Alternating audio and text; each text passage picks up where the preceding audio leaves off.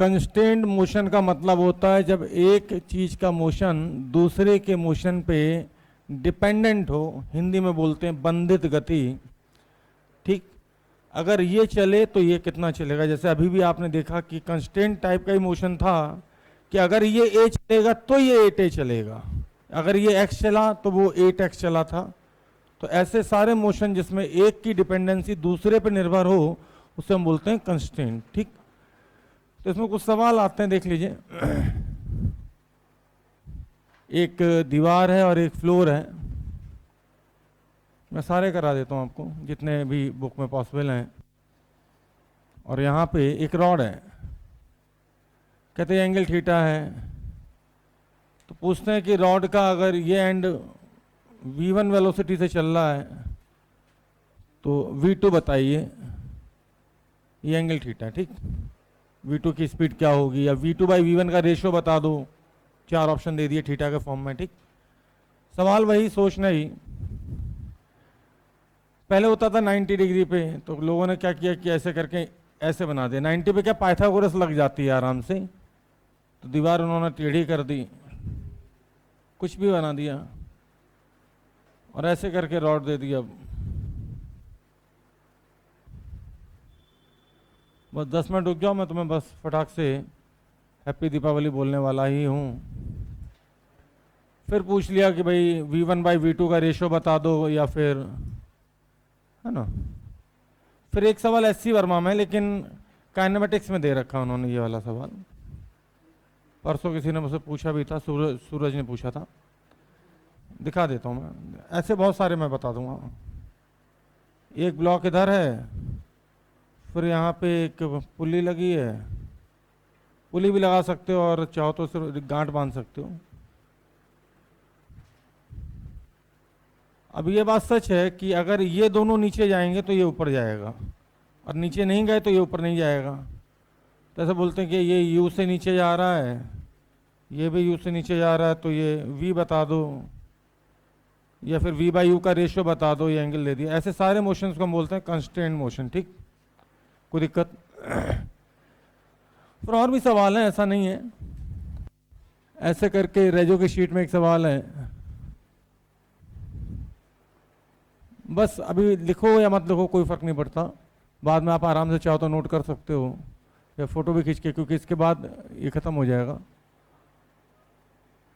तो उसने कहा कि यार देखो, ये ब्लॉक मान लो u से जा रहा है और ये v से जा रहा है, और एंगल जो है वर्टिकल से दे दिया उनने, तो v/u का रेशियो बता दो।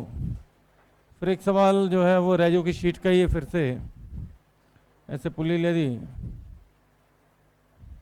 सारे करा दूंगा मैं, टेंशन ना लो। फिर एक इधर, फिर एक ब्लॉक इधर जा रहा है मान लो v1 से। अब ये इधर जाएगा तो ये बात पक्की है कि ये वाला ब्लॉक आगे जाएगा, ये v2 से। बोला भाई कि ये θ1 है, ये θ2 है, तो v1/v2 का रेशियो बता दो, ऐसे पूछ लेते हैं। ठीक,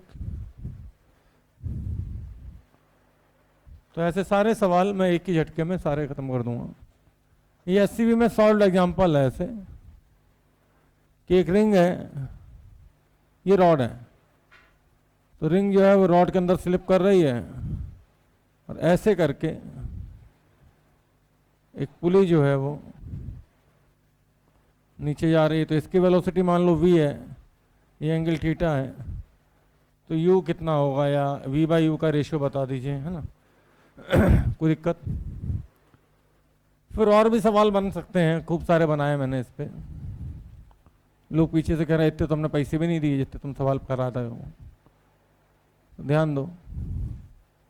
ये ऐसे है, और ऐसे करके गाड़ी जो है हॉरिजॉन्टल पे टॉय कार्ट नाम दे दो, या कुछ भी दे दो नाम, इधर जा रही है v से, ये एंगल थीटा है, तो u बता दो, या u दे दिया और v बता दो। ऐसे करके बहुत सारे सवाल पूछ लेते हैं।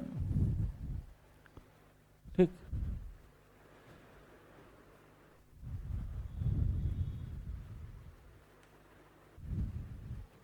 शुरू करें।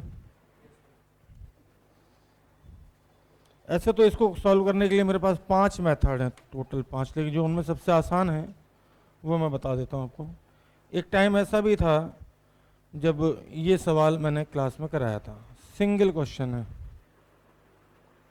लेकिन जैसी तुम्हारी शक्लें हैं मुझे नहीं लगता कि तुम झेल पाओगे। ठीक, डंबल अपन जिम जिम वाले हैं, अपने पास 100 केजी वेट भी है, 200 केजी भी, 500 केजी भी है, लेकिन सामने वाले की पर्सनैलिटी देख के लगता है कि 5 ही केजी उठा पाएगा तो लो भैया, देखो ना, पूरा सिंग कॉपी हॉरिजॉन्टल करनी पड़ी। और उसके बाद ठीक, इससे पिछले साल की और कॉपी दिखाऊंगा इससे पहले की, तो उसमें इधर से इधर, अरे 40-40 पुली, 50-50 पुली, बालों की तरह पूरा बोर्ड इधर से उधर तक भरा हुआ है। ठीक, नहीं नहीं, एक्चुअली बच्चों के ही नोट्स होते हैं। जैसे लास्ट ईयर जो मैंने पढ़ाया था तो उसके नोट्स ये हैं, उससे पिछले साल पढ़ाया था उसके ये हैं, उससे पिछले साल के ये हैं। ठीक, जवाहरनगर पढ़ाया था ये हैं। मेरी कोई कहीं भी राइटिंग मैच नहीं करेगी। आइए शुरू करते हैं। नंबरिंग मत करो, सिर्फ जो मैं पूछूं वो बताना। ये मार्कर, इसकी लेंथ बढ़ सकती है क्या, घट सकती है क्या? तो बस मुझे ये बता दो कि मार्कर अगर ये है तो मार्कर की लेंथ के, ये लेंथ के अलोंग और वेलोसिटी इस एंड की v1 और इस एंड की v2 है, तो क्या ये दोनों वेलोसिटी बराबर होनी चाहिए अलग अलग? क्योंकि अगर अलग अलग हुई तो ये v1 बड़ी और v2 छोटी तो लंबाई बढ़ जाएगी, और v1 छोटी और v2 बड़ी तो लंबाई घट जाएगी। इसका साफ मतलब है कि अगर लेंथ इक्वल रहनी है तो v1 और v2 बराबर। चलो यही मार्कर है, v1 ऐसे दे दिया एंगल पे, कुछ θ1 एंगल पे, और v2 ऐसे है। अब क्या होना चाहिए? v1 cos θ1 बराबर v2, सही है। कहने का मतलब है मार्कर या रस्सी की लेंथ के अलोंग वेलोसिटी के कंपोनेंट या वेलोसिटी इक्वल होनी चाहिए, क्योंकि अगर ऐसा नहीं हुआ तो या तो लेंथ घट जाएगी या बढ़ जाएगी, जबकि चीजें रिजिड हैं तो लेंथ तो कांस्टेंट है। कोई दिक्कत? अच्छा ऐसा हो कुछ तो देख के बताना भाई। v1 इधर θ1 एंगल पे और v2 इधर गुरु θ2 एंगल पे। अब कहने मतलब हमें उस वेलोसिटी के कंपोनेंट करने जो लेंथ के अलोंग नहीं है, और किस अलोंग करने? लेंथ के अलोंग। कहने का मतलब है कि ये हो जाएगा v1 cos θ1 और ये हो जाएगा v2। कहने का मतलब अगर लेंथ कांस्टेंट है रस्सी की, तो रस्सी या रॉड की लेंथ के अलोंग वेलोसिटी के कंपोनेंट सेम होने चाहिए। कोई दिक्कत? आ जाओ। ये थीटा तो इसका कंपोनेंट इधर करेंगे, ये थीटा तो ये थीटा, ये हो जाएगा v1 cos थीटा, ये 90 माइनस थीटा तो ये हो जाएगा v2 sin थीटा। इसका साफ मतलब है, बोलो भैया जल्दी बोलो, v2 sin थीटा बराबर v1 cos थीटा। कोई बोले कि v1 बाई v2 का रेशियो बता दो तो tan थीटा। सामने देखो भैया, इधर अल्फा तो ये v2 cos अल्फा, दोबारा नहीं बताऊंगा, फाइल पहले ही बता देता हूँ, और इधर बीटा तो क्या रेशियो आएगा भाई? v2 cos अल्फा बराबर v1 cos बीटा। तो कोई पूछे v2 बाई v1 का रेशियो बता दो तो बता देना क्या? cos beta by cos alpha. सामने देखो भैया, हमें उस कंपोनेंट को, उसके कंपोनेंट करने, रस्सी की लेंथ के लॉन्ग नहीं है, इसकी वेलोसिटी v इधर है, तो v का एक कंपोनेंट इधर आएगा v cos थीटा। सोचो कोई बोला इस पॉइंट की velocity v cos theta, v cos theta, v cos theta, v cos theta, v cos theta, इधर से बोला u u u, तो मतलब क्या? v cos थीटा बराबर u, या फिर v बराबर पूछा था तो आंसर है SCV में u बाई, इधर से भी देखो तो भी सेम चीज आएगी v cos थीटा। सोचो इस पॉइंट पर कोई बोला अरे रस्सी तो सारे पॉइंट सेम स्पीड से चलेंगे, तो इधर से बोला v cos theta, v cos theta, v cos theta, v cos theta, v cos theta, इधर से कह रहा u u u, इसका मतलब v cos थीटा बराबर u। कोई दिक्कत? कोई दिक्कत तो नहीं, कोई दिक्कत तो नहीं। सामने देखें भाई, ये v है तो ये थीटा तो 90 माइनस थीटा, तो इसका कंपोनेंट करेंगे इधर तो ये आएगा v sin थीटा। अब सोचो कोई बोल रहा है इस पॉइंट की वेलोसिटी v sin थीटा, इस पॉइंट की वेलोसिटी भी v sin थीटा, इस पॉइंट की वेलोसिटी भी v sin थीटा, और इधर से बोल रहा है u, इसका मतलब v sin थीटा बराबर u। रेशियो तुम खुद से ले लेना।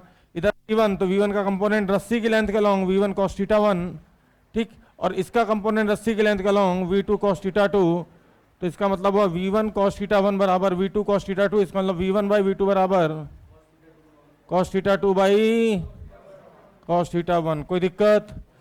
इधर से वेलोसिटी स्प्रिंग की v है, लेकिन रस्सी की लेंथ के लॉन्ग आएगा v cos theta, v cos theta, v cos theta, v cos theta, इधर से बोला u, तो इसका मतलब है v cos थीटा बराबर u। कोई दिक्कत? इधर आ जाओ भैया, इधर से v, तो इसका v का कंपोनेंट रस्सी की लेंथ के लॉन्ग ये थीटा, तो ये थीटा, इसका मतलब इधर कंपोनेंट आएगा v cos थीटा, और इस पॉइंट की वेलोसिटी v cos थीटा, तो इस पॉइंट की वेलोसिटी भी v cos थीटा, इस पॉइंट की वेलोसिटी v cos थीटा, और यहाँ पे भी। जय श्री राम। खत्म कहानी।